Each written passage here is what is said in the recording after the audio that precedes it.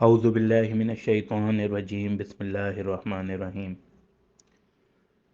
معزز سامعین، آج میں آپ سے اپنی دل کی کچھ اہم باتیں شیئر کرنا چاہوں گا۔ آج میں اسکرولنگ کر رہا تھا تو مجھے ایک خبر نظر آئی کہ ایک صاحب جو کہ ولاگنگ کرتے ہیں، جن کا نام اسد ہے، نمرہ اسد ورلڈ کے نام سے ولاگنگ کرتے ہیں، اللہ تعالیٰ نے ان کے دل کو اپنے نور سے منور کر دیا ہے۔ اللہ تعالیٰ نے اپنی بات ان کے دل میں ڈال دی ہے۔ وہ ایسے ڈالی کہ مختلف عالم دین کے چھوٹے چھوٹے کلپس جو ہے وہ فیس بک پہ بھی لگے ہوتے ہیں، اسی طرح ٹک ٹاک پہ بھی لگے ہوتے ہیں۔ تو ان کی نظروں کے سامنے سے ایک عالم کا ایک کلپ گزرا جس میں وہ رسول پاک صلی اللہ علیہ وآلہ وسلم کی ایک حدیث بیان کر رہے تھے۔ بہت اچھی حدیث ہے۔ یہ حدیث سن کر بقول ان کے رونگٹے کھڑے ہو گئے کہ وہ اب تک کیسے گناہ گار ہو رہے تھے۔ حدیث شریف میں نبی پاک صلی اللہ علیہ وآلہ وسلم فرماتے ہیں کہ اللہ تعالیٰ 3 لوگوں کی طرف بروز قیامت دیکھیں گے بھی نہیں، ان کی طرف متوجہ ہی نہیں ہوں گے۔ پہلے نمبر پہ رسول پاک صلی اللہ علیہ وآلہ وسلم نے فرمایا جو والدین کا نافرمان ہوگا، اللہ پاک اس کی طرف دیکھیں گے ہی نہیں۔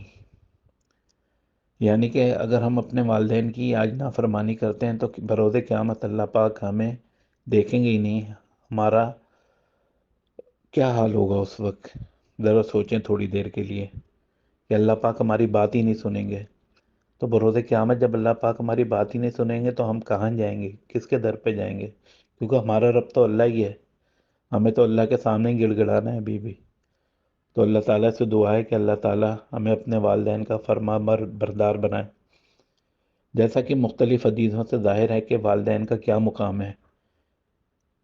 حدیث کے مطابق باپ کو جنت کا دروازہ قرار دیا ہے اور ماں کے قدموں تلے جنت ڈال دی ہے۔ اگر ہم اپنے والدین کی خدمت کریں گے تو ہمیں جنت کا دروازہ بھی مل جائے گا اور جنت بھی مل جائے گی۔ تو ہمیں کوشش کرنی چاہیے کہ ہم اپنے والدین کے فرما بردار رہیں۔ دوسرے نمبر پر رسول پاک صلی اللہ علیہ وآلہ وسلم فرماتے ہیں کہ ایسی عورتیں جو کہ مردوں کی مشابہت کرتی ہیں، تو آج کل آپ گھر سے باہر نکلیں تو دیکھیں ہر طرف تقریباً ایسا ہی نظر آ رہا ہے کہ آج کل کی عورتیں جو ہے وہ مردوں کی مشابہت کرتی ہوئی نظر آتی ہیں۔ انہی کے سٹائل کے کپڑے، لڑکوں کے سٹائل کے کپڑے پہن رہی ہیں، انہی کی طرح بال بنوا رہی ہیں، انہی کی طرح ہر کام کرنے کی کوشش کر رہی ہیں، یعنی کہ بالکل مرد بننا چاہ رہی ہیں۔ اور ایسے ہی آپ ولاگس بھی دیکھتے ہوں گے کہ جس میں عورتیں مردوں کے مشابہت اختیار کرتی ہوئی آپ کو ملیں گی۔ تیسرے نمبر پہ رسول پاک صلی اللہ علیہ وآلہ وسلم نے فرمایا دیوس کی طرف بھی اللہ پاک نظر کرم نہیں فرمائیں گے۔ دیوس کون ہوتے ہیں؟ دیوس وہ لوگ ہوتے ہیں جو اپنے گھر کی عورتوں کو دوسروں پر ظاہر کریں۔ استغفار۔ آج کل آپ دیکھ لیں کہ یوٹیوبس میں یوٹیوبر کیا کرتے ہیں، اپنے گھر کے اندر لے جاتے ہیں، اپنے گھر کی عورتوں کو سامنے دکھاتے ہیں کہ وہ کیا کر رہی ہیں، اپنی عورتوں کے بارے میں بتاتے ہیں، اپنی عورتوں کو دوسروں کے سامنے پیش کرتے ہیں، خالی پیسہ کمانے کے چکر میں، ویوز لانے کے چکر میں۔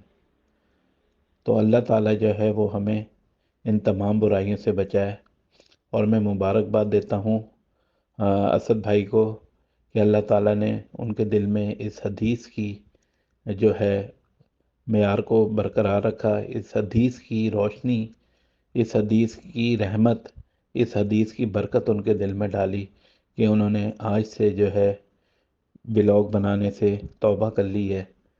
بالخصوص اپنے گھر کے ولاگ بنانے سے، اپنے گھر کی عورتوں کو دکھانے سے انہوں نے توبہ کر لی ہے۔